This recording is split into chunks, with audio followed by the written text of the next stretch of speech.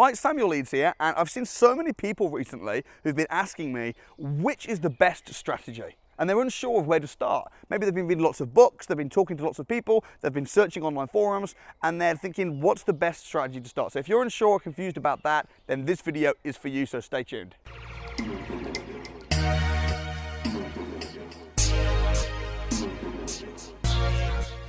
So for me personally, to ask which is the best strategy, it's such a big question and it depends so much on your personal circumstances. So like right now, I'm buying big development properties, I've just bought a castle, but I wouldn't necessarily recommend everybody does that. So it depends on what your outcome is, it depends on where you're starting.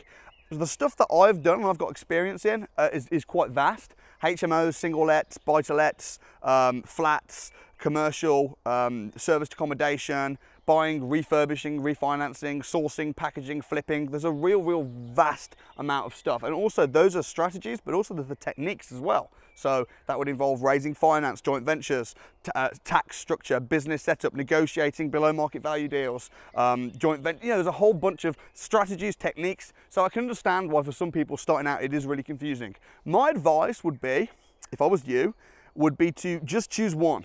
Choose one strategy, one thing, and then just do that and focus on that. Because what you'll find is getting your first deal is always the hardest. So when you've got that first deal and you've done it, you're going to have such a confidence boost. You're going to feel so happy, and then you'll be able to just rinse and repeat. The most dangerous place to be in is standing still. Because at least if you're moving, at least if you're out viewing properties and you're doing stuff and you're putting offers in, then you can be fluid and you can move around. But if you're standing still, confused like a rabbit caught in headlights, you'll never get anywhere. So my advice would be, choose one strategy. Fix your eyes on that and that alone. And people are going to tell you, no, don't do that, do this. But that's always going to happen. No matter what strategy you choose, no one's going to say, that's the perfect strategy. There's always going to be people saying, this is better, this is better. But you've got to choose one strategy. One thing, focus on it. Let that be your mountain. Set out, ingrain it in your brain to achieve it. And don't focus on anything else. That is your mountain. And as Jim Rohn says, this is my mountain and I'm getting to the top.